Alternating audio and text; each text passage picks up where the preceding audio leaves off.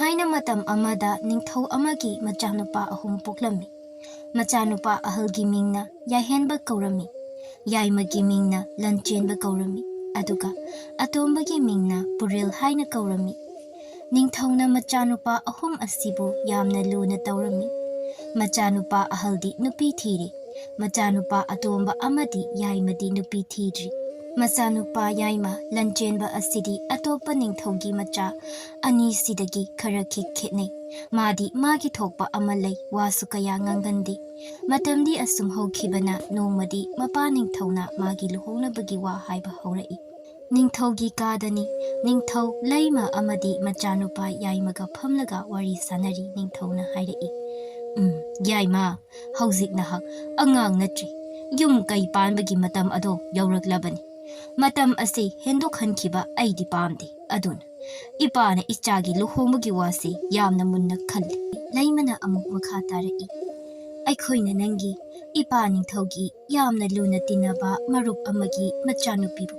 Imau oinaba haiduna hainarunaba khanari. Adubu masi aikhoina hekta haiba yaba wafam natti. Isagi wa ama takige haiduna wa ase aikhoina haidribani. Aduna nangna aikhoida karisu ikaiba laidana hayu. Ichagi khangnazaba laibra. Lairagana kanano kadaidagino. Laitragana aikhoina hariba wafamsi makhatana amuk khanasi. Lanchenba mamada yenglai. Mama laimana machada amukka yengduna hena jingnaba kokhanaba maongda hairai. Hayu hayu. Isana apambado adom hayu. Nangna hariba adugi matung inna aikhoina thabak tawdoini. Isana khangnaba lairadi mado aina karisu jingnaba laitana konung asida purakani. Aigi imau oigani isana karisu jingnagan. Lanchenbana amuk hairai. Ima aigi oinadi khangnaba ganasu laite. Ningthauna amuk hairai. Nangi nayambasu aikhoina haiba mauda harau harau yanaduna luhongkhibani. Nangsu nangi khangnaba laitri haiduna. Hairabanina nangisu aikhoina haiba wafam asida yarabo. Lanchenba hangla iba wafamdu ngahak tuminna lay aduga hairai. Pabong adumnasu tawbiganu. Laimana wadu makha tarai. Karigino nangi khangnabasu laite haiba aduga mau haiba jatkesu yadaba. Nangi se nangi apamba adu haiba ngamdabagiro. Adugidi karisu singnaganu. Ima laiba asidi. Adugi nate ima hoina hariba thabak ado yamna phai haiba ai khang. Adubu aiga punsigi oina laiminagadaba misak adudi ai isan masak munna khallaba tongda ai khanjagi. Ningthauna store asangba ama hondoaga hairai. Mama mapanabu machagi phataba tawba haunabro nangi nayamba asisu aikhoina sinbani hauzik phawba nomata khanadana harau harau laiminariba asini aduga karigino nangna aikhoina hariba wafam asida thajadaba ase. Lanchenba tapna khumlai. Pabung hariba wafam ado yamna chumi. Pabung hoina nachagi phatanaba sinba haunati. Adubu pabung nupi ado aigi oinadi hakchang tangkhai oidoini. Aiga punsi asimagi hingduna laiminagadabani.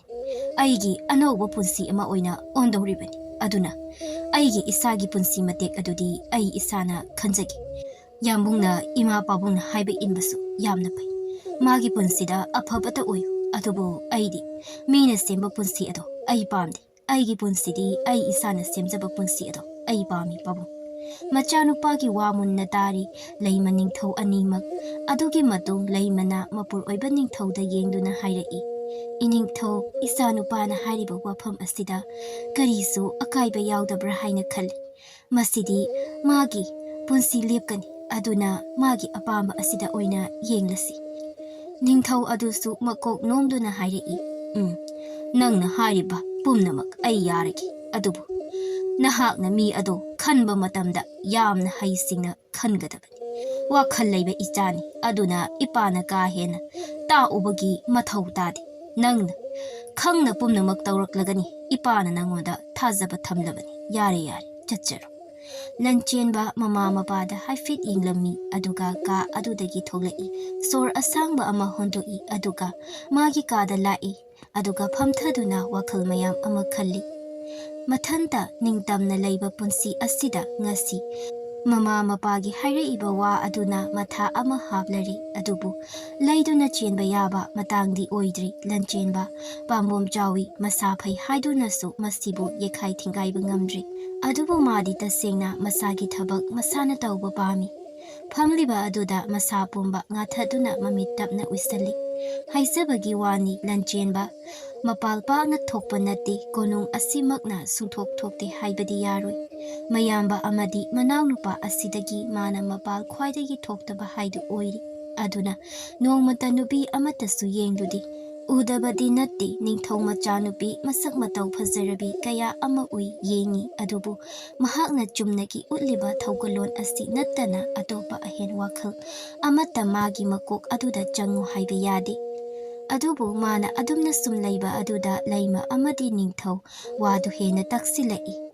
adubu lanchenba phana oidunasu mama amadi mapa nupigi wafam ado mahak sungya yaningde aduna mahak masa mathanta chatuna lam khara yengluragi madudagi magi thamoi sumhatpi ama yaurabadi mahaki konung asigi mau oina pusinduna thamlagi haiba asi mahaki chapchaba wakhaloni nongalamdai amada mahak mathanta magi sagol ado thoduna chana thaknaba khara puduna lae masanupa yambana chatba ado kana su thingdi lanchenba mathanta asum magi sagol ado thoduna lae khongnang amagi makhongda magi sagol aduga pothai lambida mi kaya ama chatli ahal laman mau nupa nupi makhal suna chatli adubu chatliba mayam adugi nupi laktagi leisabidi tokhraduna mau amana phauba lanchenbagi thamoida karigumba ihul amata biba ngamdri ngaihak potharaba tungda mahak amuk magi sagol adu thoduna lai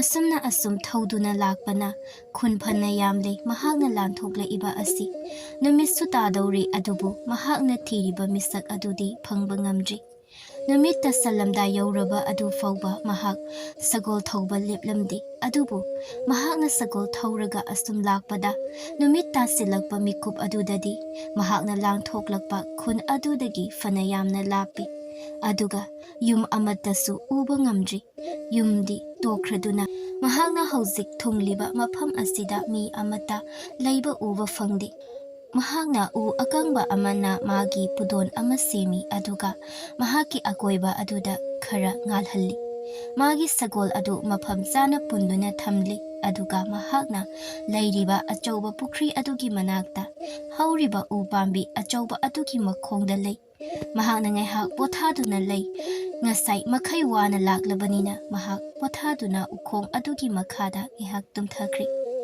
phana kuina uyuri mahakna mahaki sagolna hauna khonglakpa makhol aduda mikap thoklai aduga akoiba adu yenglai mahaki sagol adu yamna kanna thaurina pulliba adudagi nanthoknaba haiduna hotnaraga leirami madu ubada lanchenba thuna haugatuna sagol adugi mangakta thuriba thauri adu yamna thuna lauthoi adumna hek tawbaga sagol adu thuna yangna senkhri lanchenba ingangai karigidamak adok thuna senkhriba phana yamna lapkhri aduna mahakna tana ruba su phanglaroi matang aduda mahak chaklamba phaugalai tumlingai matamdadi phaudabani una akangba khara wa akangba khara khomsinduna mai haugatli adubu mahakna saba yaba karigumba amata laitri mahakna adumna sum lairingai matam aduda mahakki nakanda lairiba pukhri aduda karigumba amana tasinbagi makhol thoglai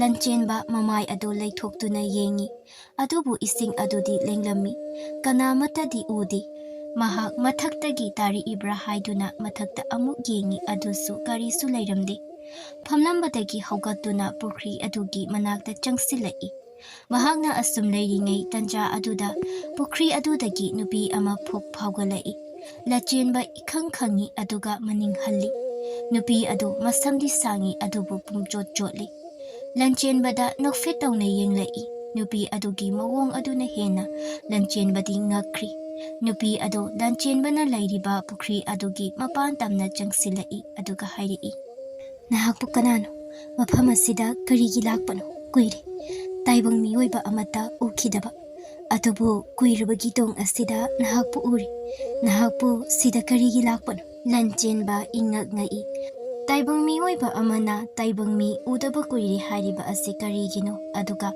nupi asina isingda karigi lairiba adubu lansinba tapna phathai aduga hairei nahakti kanano nupi adu nofe tauraga aigi ming laisa kawi punsi ase ning tamba ngamdana haukiba matamda taukiba pap aduna ngasi phauba asumna lairiba asini asi hairaga fanlauna chongkiba aduda uhori nupi adugi masa ayambadi ngagi saruk oi haiba lanchenba ingak ngai nupi adu hanagi maphamda pukri mapan aduda amuk lepi aduga hairei nang khanglabra asigumba punsidani aini hingliba asi lanchenba tapna phamthai aduga hanglai nahangna aingonda utliba hariba mayamse ai gyan tadri aibu amukta nangna gyan tahalu nupi adu nokfe tauraga hairei aigi wari ase kana kumba amatana hangkidriba wari ni ado ai ligi ai ase umang asida panba yamna pikpa khun amagi khulakpagi macha oinadi poklakpani aina sahi manga surakpa matamda aigi ipana mironbi nupi ama hale konana nupi ado lairenbi oiduna aikhoida sap sonki aigi khunja mayamdusu sap ado sonki ipa ima busu laikidri aduga aina sigi phibam asida lairiba asini naha gyan tarabra aina liriba warise chummi asigumba warisi lanchenbasu piklingai matamda takiba wari amani nupi aduna haiba wadu yamna chummi nupi aduna amuk khanglai aigi sak takpa loiri hausikti nangi sak amuk tao aigi ming lanchenba kawi laibak asigi Rajkumar ni mafam asida thabuk amagi lakpani aigi sagol ado karigumba ama ubodagi chatkri mahak amuk laklaba matamda ai amuk chatkani tanja aduda lanchenbagi puktu chaklambagi khonglai laijasu khangladuna hairei mafam asidagi khara chalu aduga chaba yaba hai khara panbani lanchenbadu haiduna hai adu hekpa lai tagla iba maikai aduda lakpana yauri hai khara hektuna lai aduga chari adu charaga ising amuk khara thai pukti thalle makhoi anidu ahing chupa ama wari sai nongale adubu lanchenba mafam adudagi chatri mafam aduda laizaga wari saduna nungaina matam lelami makhoi anina adumna leirakpana lanchenba laizabu nungsiba haurei laijasu lanchenba bu chathaningdri makhoi anigi mari adu nungsinaba mari lomda onkri hapta amarom dilai noma ikhang khanghaudana magi sagol adu amuk thunglari magi sagol adu thunglaba dudadi laizana hairei nahaki sagol laklaba asidadi nahak amuk chatlagadoi lanchenba mahangna lakpagi maram adu mayek sengna hairi aduga makha tana wahai khara samdarai aigi ima apabung puduna ai nahakpu lauba soidana lakani nahak aibu ngairamo laijasu nungaitaba sakfamda leihawi lanchenbasu nungaiti adubu masi tungini makhoi anina hena nungainabani khanduna lai halakpa adudi mafam ama hektada pantharamdri thuna yangna sagol adu thauduna konungda changlai mahaki sagol adu mafam chana thamlamlaga masu konungda changlai hapta ama halaktraba tungda machanupa konungda halei haina tabada mama laima amati mapaning thauna mabu kaurei amadi makhoi ahom wari saba haurei nahakna chatluriba thabak adubu mai paklabra lanchenbana pabung ima aigi punsi khongloi oigadauba aiga punsigi leigadaba misak ado aina phangba ngamle adudi kadai nangna mahakpu konungda puraktriba karigino mahak ado konungda purakpai yakiroi wapam asina aina hana pau ase ima pabungda pibani laimang ngakna hairi karigino nahakna mabu konung asida puraktriba adubo ima mahak ado taibang miyoiba amanati ningthau ingak ngakna hairi ha taibang miyoiba amanati haiba adudi kana masana taibang miyoiba hakchangi saruk khara amana ngagi matawgumna oiba matam kharagi mamangda aikhoina takhiba Janglawi khungi umangda palamba ningthauna nawpurabi nupi ama angang onkibagidama makhoida phangkiba sap aduna makhoigi khun pumba tumluraba matungda khungi khulakpa adugi macha nupi aduna Mee Tangkhai oiraga leihauba nupi aduni aina mahaka thengnarure pabung ai mabu punsigi khongloi oina semba pami wadu tabada leima inga gangna hairi Karine ibungo nahakna hariba wase achumba wara. Achumba wani ima. Mahakna taibang miyoiba ama oiramba tarabadi aina mahakpu konung asida purakpa yabani. Adubu mahakto mayamgi mangda aina leiteng kayaga loinana mabu konung asida purakpa pami. Laima wangang khidri adubu ningthau saugalai phuk haugatuna hairei. Nahakna hariba wafam adu karino nupa macha madu oithokpa yaba thabakla. Nang lairabi ama lamza sara ama konung asigi mau oina pusilakpa matamda aina karisu nangoda athingba piru. Nangi apambani haina aina khangani. Adubu nangna pumnamak asina thairaka taibang miyoibasu nattaba sap phanglaba nupi macha adubu halluriba karigino. Sapna punsi stupa adumna lengadoriba nupi aduga nahaka kamdauna punsi laipun semhaugadoriba. Ngasi oiriba magi pibam ado mahakna ohenbara. Mahakna tariba awaba ado karamba phattaba thabakna adumna ohenbana. Angang oiringai matam aduda mapa mapuna tauruba thabak adugi matung ina phangkiba sap aduna magi maral karino. Aingonda taibang mi ama mi nataba ama haiba leite. Taibang mi amaga wana punsi laipun semduna laigadabagi saru nungaina punsi amada taibang mi nataba mioi amaga laikiba aduna hena pai. Aduga mada taibang mi mahaki maral leite. Nangna hariba wado oiba yaroi nupa amasa mahakpu konung asida pusilakpa yaro. Karigi yaroi doriba sab haiba asidi aikhoi loina phangli. Poklakpadagi siba hariba sab aduna aikhoi pumba ngairaga leirabani. Adugi sumathakta kunungda leiriba miyoising ase punsida phattaba asoiba thabak tauduba kana yawbagi aisu tawi pabung ningthausu tawi adubu madi kari tauki karisu taukide masidi aigi punai lepkadabani aigi punai lepa matamda ima pabungna khud thingjanbagi mathau tadi phana oidunasu mahap konung asida kamdongna leigadoriba mahappu konung asida pusilakpa sungya yaroi phari pabungna mahappu konung asida pusilakpa yaroi haibanina aisu konung asida leiroi Laima ipa pakatna hairei yaima nangbu amukta tapthako warisi tapna sasi amta saukinu nangbu lanchenba khamba yadri makhatana hairei babung nacha namaubu konungda sanglakpa yari haibakanda nachabu lawba lakbiyu nacha chatlukige asi hairaga gam makom adu thangduna thoklai laimana lauduna tanarei ibungo nangbu amukta ngaikho wani amukta ngaikho haiba Hariba wadu tadi lanchenba makongdu thangba lepti. Sauna makong adu thangduna mahaki sagol adu puthoraktuna thokri. Sagol aduna amuktang khonglamlaga yangna thokri. Laima nungaidana machana sakhibadu yengduna laihawi. Ningthau suthoglai. Laima ningthogda haifet yengi. Wadi amadda haiba ngamdri makok adu nontaduna tapna konung manungda changkri. Somda lanchenbasu sagol adu thauduna lai. Mahakna mafam adu yorokpa matamda mafam aduda kanasu leitabagum leirami. Sagol adu thokri. Aduna mahakna jangsilaktuna pukri adugi mapalda phammi. Mahakna adumna leiringai matam aduda laiza ising adudagi faugalai aduga hanagi hana nokfetauna lanchenbagi manakta jangsilai. Lanchenbasu laista yengi aduga hairei. Nahak aibu warauran. Aina aigi ima pabungbu mafam asida purakpa ngamdri. Laiza amuk hairei. Karino hariba wafamduba. Lanchenba mahakna konungda sanakiba wari adu samna tammi. Wadu taraga laiza su nungaitri. Mahakna nungaitriba asina.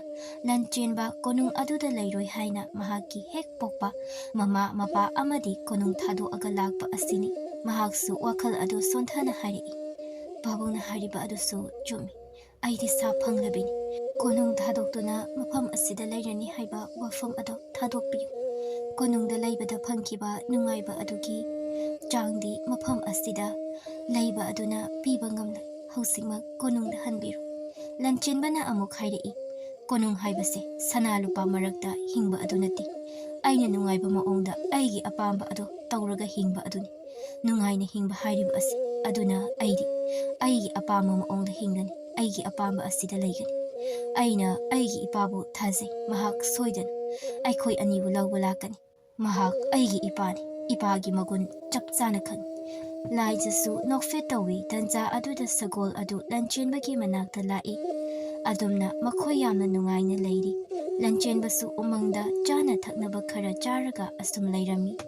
Nongmanini lairaga manang nupa amadi lani khara loinaraga lai. Lanchen makhoibu harauna kausinduna laisaga masak khangnahali.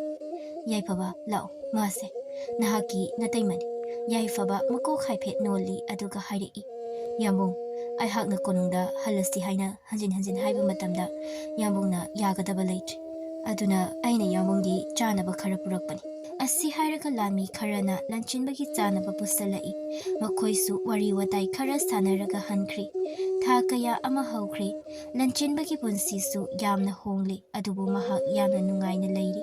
Somda konungdasu laimadi laifam chapam ama khangri. Adubu mahak mapur oibadasu wa amata ngangbang ngamdri. Ningthau asumna khanjaluraga wakhal asum nungaitri adubu mahaksu ningthaugi izat amada lairibani napal aduna kariba nungaitaba adu losinduna thammi adubu kuisala iba makai wakhal adudi adum nungaitri. Ningamdabana masa adu asum sontharai. Ningthaugi maong matausu khara khazi khongba uri mapur oibagi hongla iba matau aduda laimasu wafam kharadi khangi aduna masu wa ama hairagi haiduna lepi. Ningthauna magi kada famlingai laimatapna changlai. Aduga ningthaugi mayuknaba phampham aduda khara khazi thaidoklaga phami aduga tapna hairai. Ai wafam amada haisagi. Ningthau khumlakti laima ningthauda yenglai. Ningthausu sor asangba ama hondoklaga hairai. Hai, karino. Laima tapna wa haiba haurai. Isa yaimana konung asida layak tribase. Aikhoibu thadokduna chatkhiba ase. Matam phana yamna sangli. Angang adugi bukchel aikhoina khangi. Mahakna hariba wafam adusu aranba yaudi. Mahaki punsigi khongloise. Mahakna apamba ado khangadawbani. Nupi macha adugi maral sulaiti. Asumna sauribani haiduna makhoibu inthoktuna thamba ase. Aidi pamsadri. Hausi makhoibu konung asida kausinduna makhoisu makhoigi nungaiba punsi maril aduda laihanba ado ai pami. Ningthau wa amata khumlakti laima su ngehak tumin lei. Ngehakti pumchik chi. Adugi matung laima wa adu tapna amuk makha tarai. Aikhoise mahaki mama mapani mahapu asumna inthoktumna thamlingai asoi angam thoklabadi punsi chupa ningamdabana pikthalani. Aduna iningthau wakhal khazi khanthabiu angang ado konungda kausinbirasi. Ai madu pami. Handakti ningthau wadu tapna haiba haurai. Chummi. Aisu aina haikiba mayamdo loina soiri. Isada phaukiba ngaihaki asauba aduna. Aisu kaino mayam ama haikri. Hauzikti isana isase ira lairaba amagumna phauri. Nupi macha adugi maral karisu laiti. Chassi laima hauzikma. Isa imaubu puraklasi. Khudakta ningthauna wafam pumba hairi. Lanmi makhaido kochen senduna ningthauna hariba wafam pumba semli. Aduga makhoi punna lanchenbana lairiba mafam aduda lai. Somdasu lanchenbana pukhri mapan aduda famduna laisaka wari sari noktuna. Makhoina adumna lairingai mi lakbagi samin ama fangba aduda makhoi animak mamai leithorai. Uri konungi lami mayam ama adugisu mathakta mamang ithang thangna mama mapana leptuna lairamba adu lanchenba nokfetawna haugalai. Laijasu ingak ngakna yengduna lei mafam asida mahak kari tawgani khangdri. Lanchenba changsinduna mapabu khurami. Makhong soktringai ningthawna pharai. Machabu singkhatpiraga chena kolai. Ningthau adu mapi tage tawi. Adubu haina phajinkri. Laimadi nokfetawna mapi tari. Ningthawna machabu tapna inthoaga hairai. Ngasidi ipana isa imaubu lauba laklabani. Lao. Hauzikma aikhoi punna konungda chatlasi. Lanchenba nokfetawi aduga mamada amuk makong sokna khurami. Laimasu machabu haugatpi. Adugi matung laizabu makhoina purak iba dolai aduda lanchenmana thangatli. La iba lanmi mayam adu don thinduna isai saktuna lambida lai kaya ama zaiduna harauna lai. Makhoina lakpagi lambida miyam sing amasu chenthokduna kumhai gumna yenglai. Asumna makhoina asum lakpana konung yaurakpa adusu khanghaudri. Lanchenba laizabu makhada thangthai angakpani konung adugi thongzau adu lansilakpaga. Laisaki makhongna ngagi mamaigumna lairamba adu ngarok ngauna piktak tawba tanauba khong ama onkri. Masa pumbasu taibang mi amagi matawgumna olai aduga chap chaba khulakpagi macha amagi saktam aduda hanjilai. Matam adu khaktada khangni laizagi fazaba masak adu makhoi mayamdu inga ngai laiza phawba yauna ngai. Yamna thazadana masagi makhong aduda yengi amuksu chap yungna leptuna masa pumba amuk yengi makhoina adumna ingak ngakna leiringai matam aduda maikai khangdana khonjel amana pomnin ninduna harai laiza hauzikti nahakna phangliba sap adugi matam loi hauzikti nang hanagi phibam aduda hanjili nahaki anauba punsi aduga nungaina leiba oyu khudakta konungda hauriba upalsing adugi mapalsing adu nuksitna silaktuna kelei laina sing adu laiza amadi lanchenba lairiba mafam aduda nuksitna puraktuna makhoi asigi mathakta tarei mayam punna ingak ngakna yengnai adubu makhoidi haraubana loiri laiza yamna harauri hana harauba adudagi hauzik laisagi hanagi fibamda hanjilakpa matau asina harauba adu hena hablari asumna makhoi yamna nungaina konungda changlai konungda panzi kauduna afaba nubit ama yengthoi aduga luhongbagi matam leplami luhongba adu ikui kuidana tai yamna chauna sinsi haiduna konung adu adopa machu amagi leiteng hapchinduna hena phajanaba maongda sili asumna lanchenba amadi laizagi luhongba adu yamna chauna hongki amadi lanchenbagi punsi su yamna nungaina harauta yamna punsi chupa pankhiram